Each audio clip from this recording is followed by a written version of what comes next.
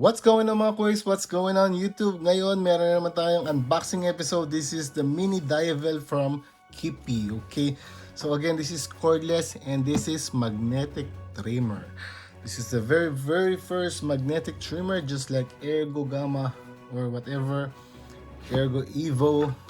Okay, this is the mini Diavel.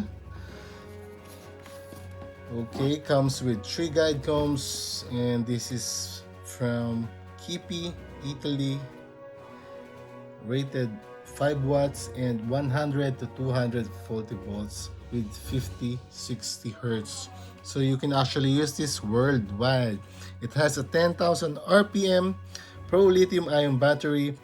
The capacity of this is 1,500 milliamp hour and working time is 120 minutes, which is 2 hours working time. Let's check this mga boys.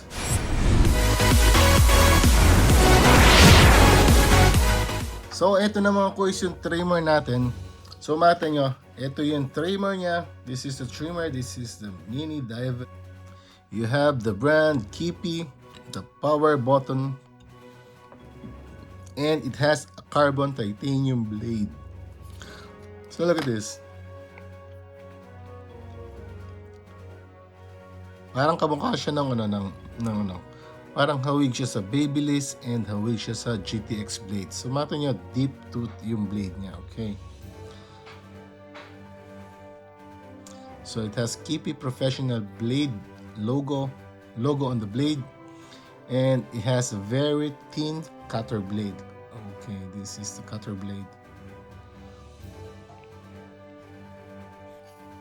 Okay, this is the power button and this is the charging port, and it comes with a charging dock which is very beautiful.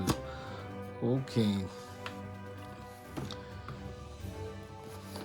So, tingnan muna natin yung sound check nito mga boys.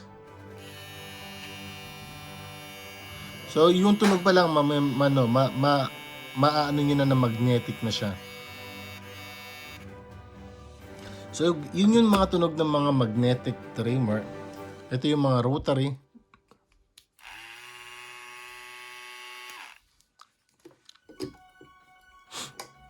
Isa pang rotary.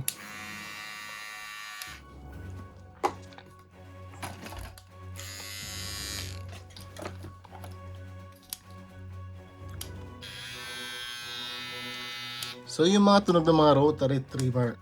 Pero ito mga kuys, Kiepe Diavel, this is magnetic trimmer. Magnetic motor. Pakinggan nyo.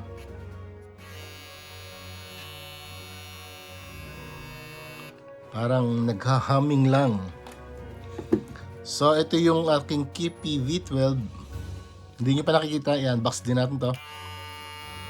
Okay. Ano rin siya, magnetic motor. Ito yung aking Kiepe Diavel na magnetic motor. Kung makita nyo, yun yung motor niya. So, Kiepe rin yung tatak niya mga kuys. So, yan yung tunog ng magnetic. Sa clipper, hindi maganda yung magnetic para gamitin sa bulk. Pero maganda siyang gamitin sa blending. Pwede naman pang bulk, pero hindi siya sobrang lakas. So yun lang yung napansin ko sa mga magnetic motors, hindi talaga siya malakas sa debulking. So ano man lang yun, optional mo na lang yun or preference mo na lang yun kung gusto mo ng kakaibang machine. So pwede kang gumamit ng magnetic So ito yung kasama ng box niya. So meron siyang 1, 2, 3 guide combs, yung charger at saka yung brush at saka yung oil. Siyempre user's manual. So mata nyo, sobrang lakas yung motor niya.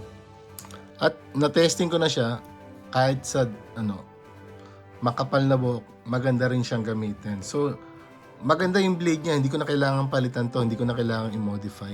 So bakit ko pa i-modify to kung maganda na yung blade? Okay.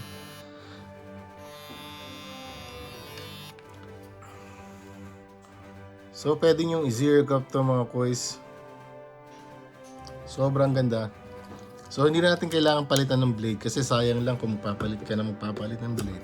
So ang maganda lang sa pagpapalit ng blade, kung meron ka nakitang mumurahin na trimmer na sobrang lakas, na sobrang ganda, na pwede mong lagyan ng original blade. Yun lang yung mga yun lang yung mga pinipili kong trimmer na kung saan pinapalitan natin ng mga blade yung ibang mga Pero yung ibang mga blade na China brands na mga na matalim naman at saka maayos naman, hindi ko na pinapalitan ng blade.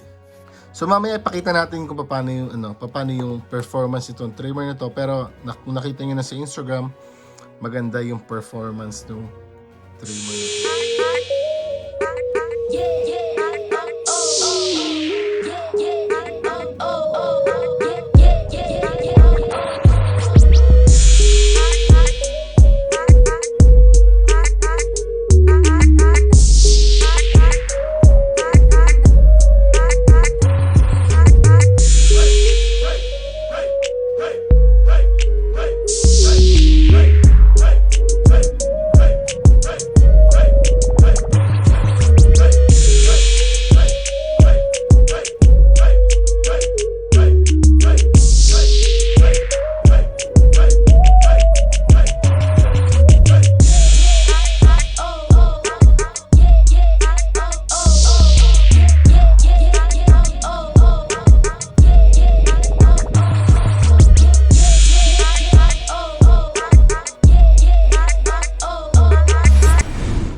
So, eto na yung mini Diavel na in-unbox natin. Again, sana nagustuhan nyo yung small unboxing episode na to. And again, please stay tuned. Thank you for watching. Sampits the Hobby Barber signing out.